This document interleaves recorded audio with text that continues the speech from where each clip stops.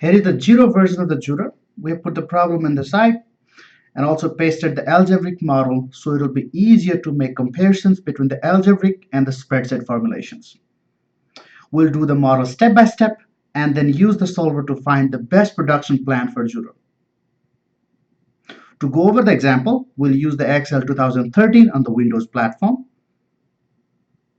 I'll use Mac and Google later. You should look at the steps we are following here first before you look the Mac and Google version.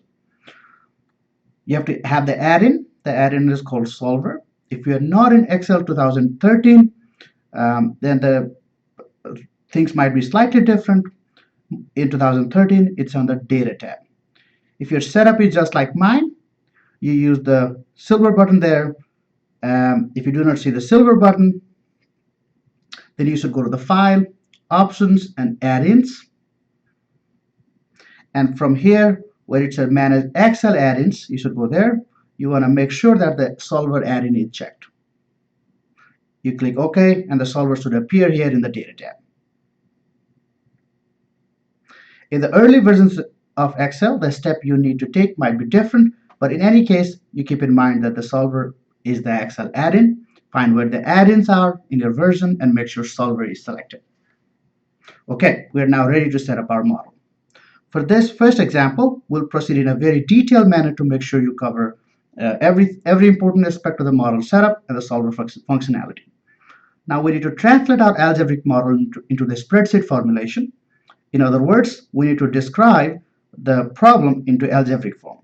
There are three key components: decision variables, objective functions, and constraints. Let's start with decision variables. In the Jiro problem, we have two products, Razor and Navajo scooters. So let's create cells so that we know how much of each type of scooter is to be produced. Let's select the cell C10 and D10.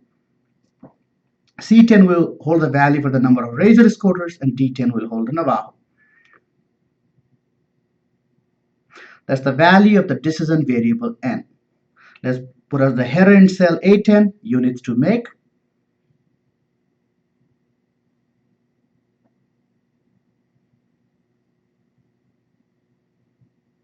And let's add some trial values in cells C10 and D10 to make sure that these cells are not empty. Let's consider producing 500 units of each scooter type. One last thing, let's highlight the decision variable cells by using the blue color and bold font and by putting the frame around them. Of course, whether you do this embellishment or not is completely up to you, but I like highlighting and converting into blue. It will not affect the optimization. The decision variables will be easily recognizable as soon as the Excel file is open, and this will make your file easier to navigate later in the future. We have find results for the decision variables.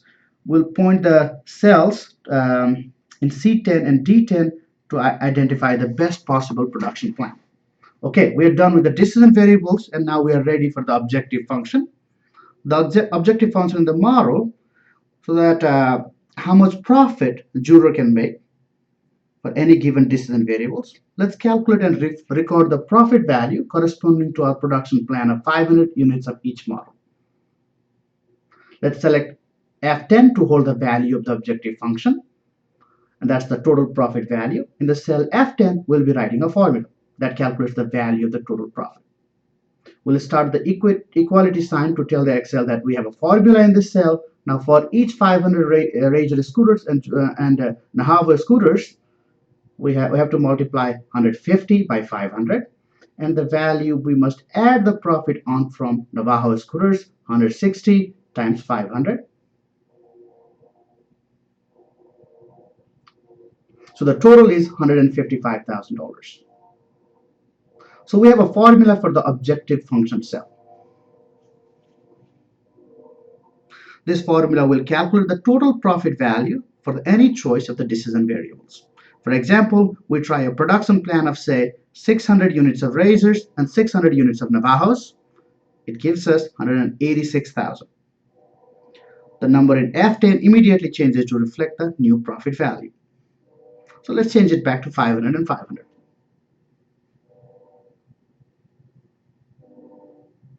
By the way, if you'd like to see the formula inside a particular cell or edit the formula, you can use Windows shortcut F2. We are on the cell F10. Here we'll see the formula for the objective function by pressing F2. In this problem, we have two decision variables, and the calculation of the profit values involve studying two products: the product of the number of Razor scooters and the profit contribution for each Razor scooter, and the product of the number of Navajo scooters and the profit contribution of each Navajo scooters. But what if our problem contained 1,000 decision variables? Do we still have to write the profit formula as the sum of 1,000 products, one for each decision variable? Fortunately not. The Excel function SUMPRODUCT allows us to use a kind of shorthand notation for these cases. Here is how the SUMPRODUCT works for the case of two scooter models. We are in the cell, and let's replace the current profit formula by its equivalent using a SUMPRODUCT function. So we type SUMPRODUCT of C9 and D9 are our profit contributions, and C10 and D10 are our decision variables. The SUMPRODUCT function uses two areas of cells of equal size and multiplies the number in the first area by corresponding numbers in the second area. First number in the first area is multiplied by the first number in the second area. Second number in the first array is multiplied by the second number in the second array, and so on. After the SUMPRODUCT, simply sums all the products. So the formula SUMPRODUCT C9 at D9, C10 D10 is exactly the same as the formula C9 times C10 plus D9 times D10. And you will get the sum optimization results no matter which one you use. However, the SUMPRODUCT formula is a lot more convenient when working with the models with large number of variables and large number of constraints. You can find more information about the SUMPRODUCT function in the Excel help. Okay, one last thing about the objective function cell. Just like we did for the decision variable cells, let's highlight the objective function cell to make sure it stands out visually. Let's change the font color to red and make the font bold. So we're going to change the color to red and make the font bold, and put a thick border around it. Now every time we open the file, we'll see the decision variable in blue and the objective function in color red. So those cells have visually distinguishable from other cells. Later on, we'll instruct the solver to change the values in our blue cells, C10 and D10, our decision variables, to maximize the value in red cell F10, our objective function value. Of course, we can just use any values. We can just use any values in the cells that will require more resources to produce than what we have. Now that we are done with the decision variables in the objective function, it's time to move on to the constraints. The main constraint in our model expresses the limited developability of free production resources, frame manufacturing hours, wheel and deck assembly hours, and QA and packaging hours. Let's first look at the frame manufacturing hours. We need to make sure that whatever production plan we consider, the number of frame manufacturing hours used by this plan does not exceed the number of frame manufacturing hours available. In the algebraic formulation, the number of frame manufacturing hours used by a production plan described by decision variable n, an, is equal to 4r plus 5n, and the number of available hours is 5610. In our spreadsheet formulation cell, G14 holds the value of number of frame manufacturing hours available, 5610. Let us use cell E14 to calculate the number of frame manufacturing hours required by the production plan in cells C10 and D10. For convenience, let us use the header required hours in cell E13 above E14.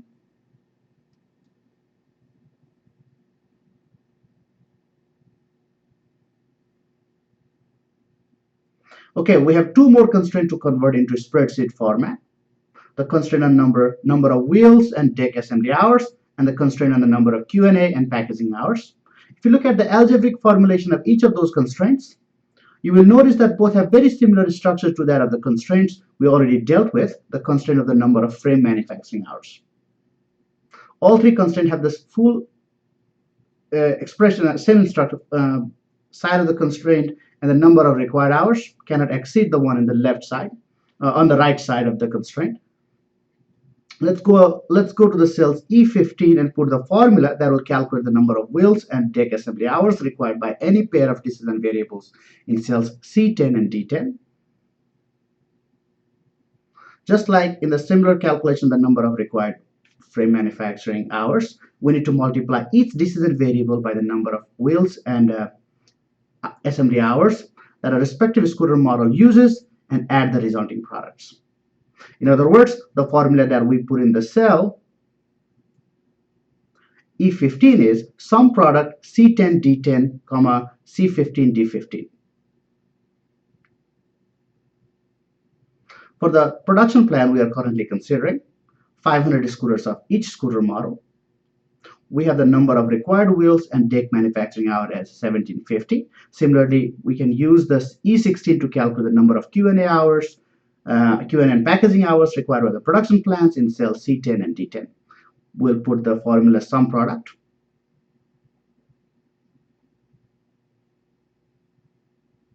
C10 D10, C16 D16.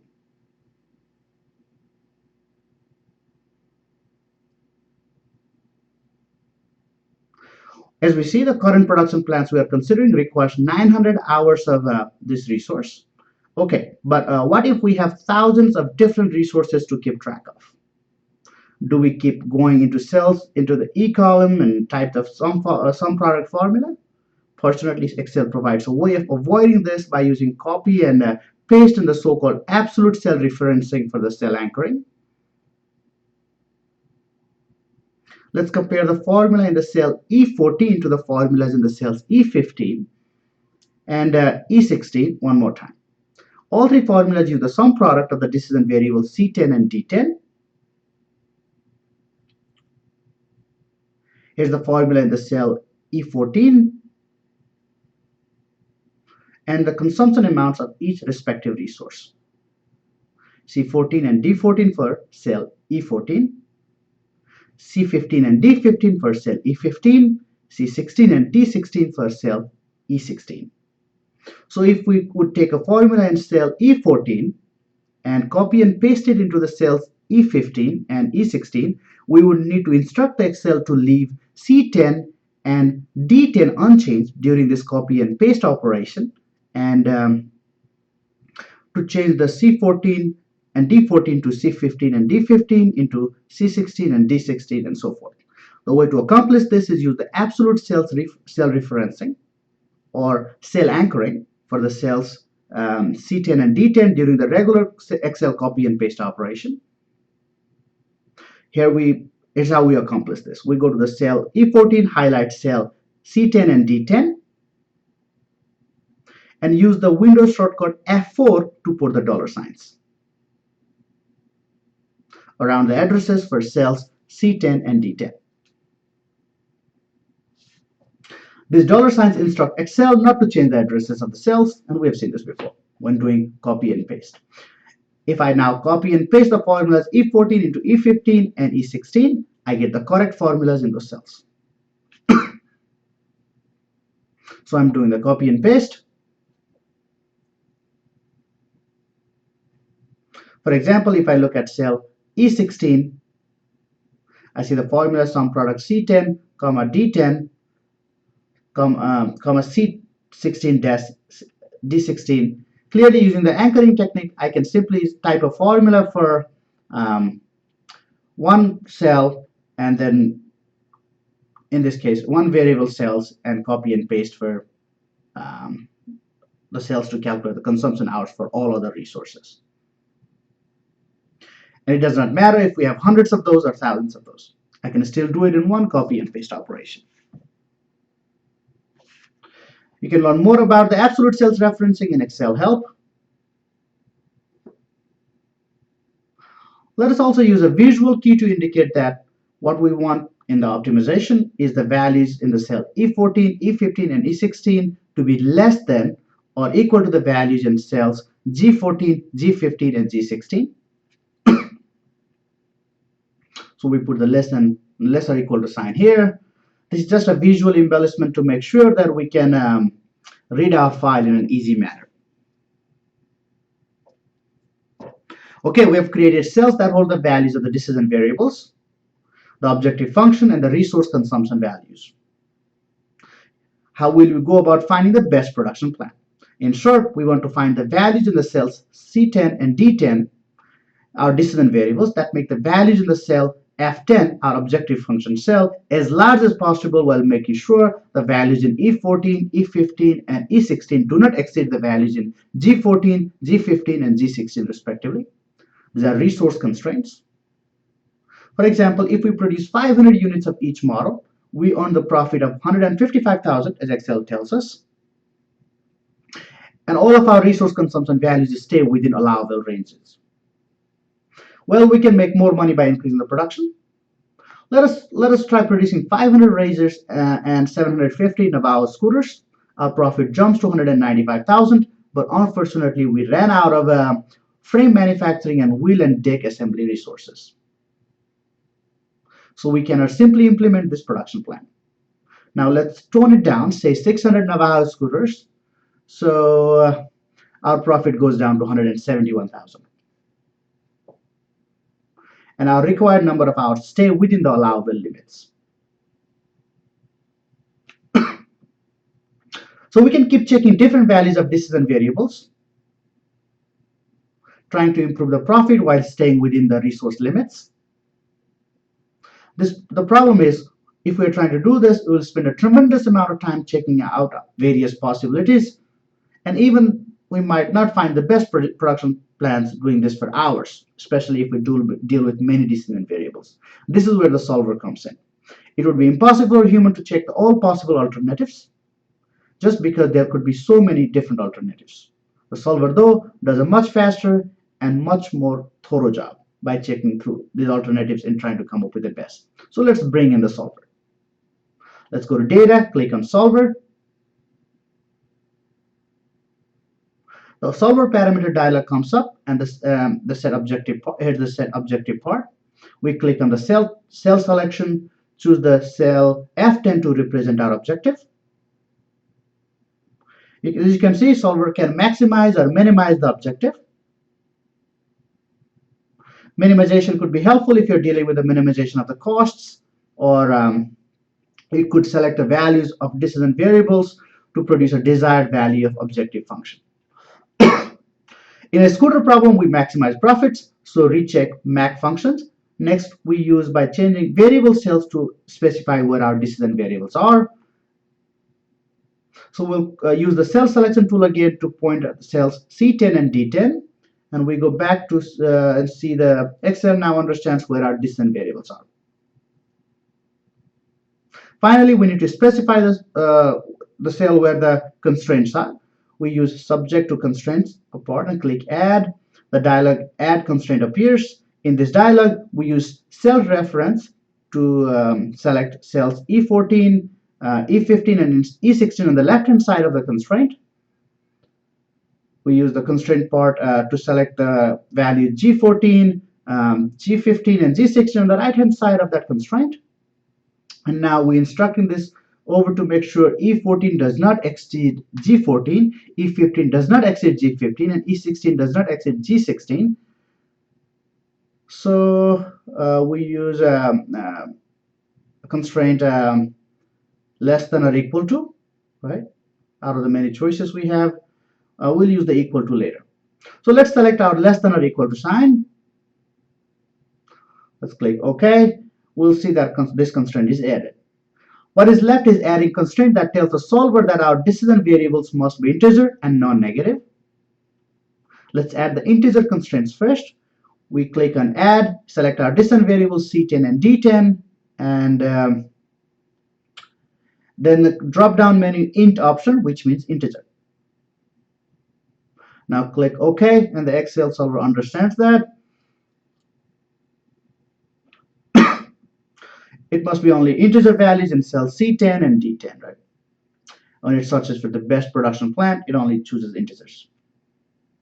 Okay, the last constraint is the non-negativity constraint. And the solver offers a convenient way of introducing this constraint for all decision variables at the same time. All we need to do is check the box, make all unconstrained variables non-negative. Next, we need to select a solving method. Solver offers several choices. The default is GRZ non-linear. One of the choices is LP simplex.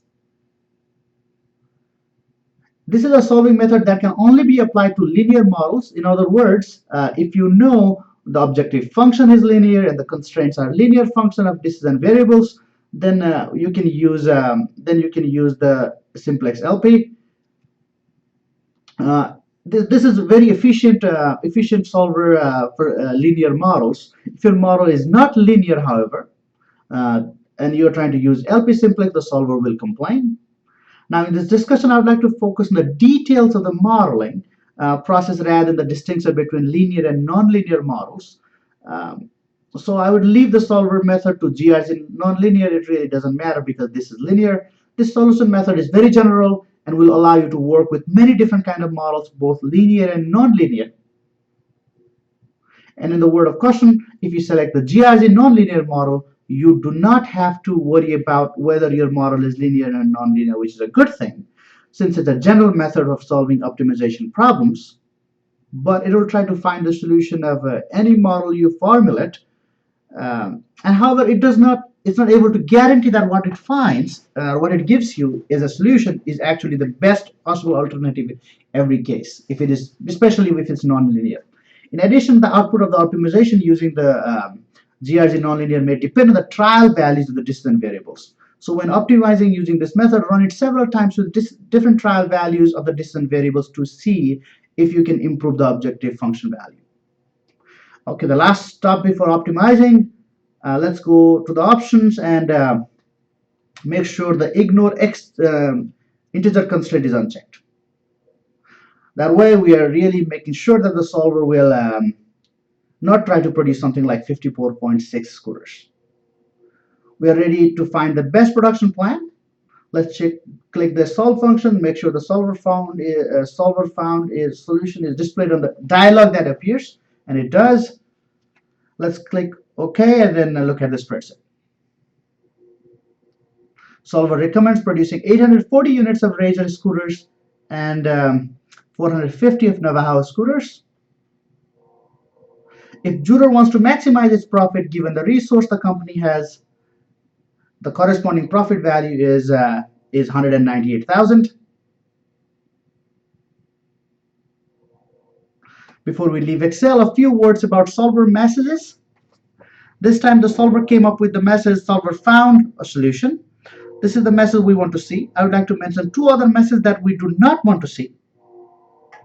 Suppose we made a mistake in setting up our model and we forgot to include one or more important constraints. Let's go to our solver dialog and wipe out all our constraints and try to optimize our production plan.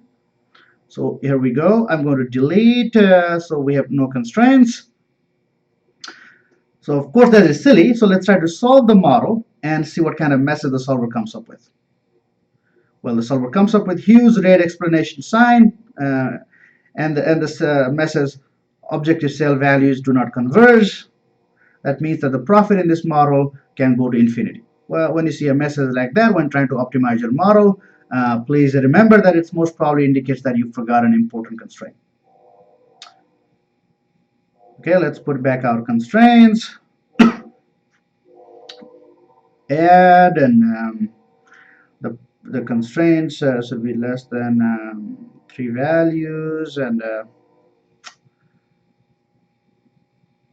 let's add integer constraint to our decision variables and let's make sure they are integers and all right, that's all good. We're back. Let's click solve and make sure everything is right. Here's the optimal solution. Okay, now let's set the constraint that will make it impossible for the solver to find the values of the decision variable. That will satisfy all the constraints in the problem. For example, right now we want the number of frame manufacturing hours used by the production plan not to exceed 5,610. Suppose the constraint that requires the number used in the manufacturing frame hours to be at least 6,000. Of course, these two constraints cannot set aside at the same time, but let's see what the software tells us when we're trying to solve the model with this constraint added. With this constraint added, we're going to go to the solver. We're saying, okay, let's add this constraint. Let's say the number of required hours for manufacturing should be at least greater than or equal to 6,000. It is an incompatible constraint with your other constraint. So let's see what the cell reaction would be. If we click solve, and the solver comes up with another red exclamation sign and a message that it could not find a feasible solution. In other words, it could not satisfy all the constraints at the same time. So when we see one of these messages, there is something wrong with our model. Either in the case of first message, we're probably missing an important constraint given the objective function we're trying to optimize, or we have some incompatible constraint in the case of the second message. Let's go restore our model to our original state and solve it one more time to make sure everything is fine. Let's delete this spurious constraint. Let's click solve. There we go. We have our optimal solution. This final spreadsheet with comments reflecting the formulas I've introduced is posted on the site under the name Jurer.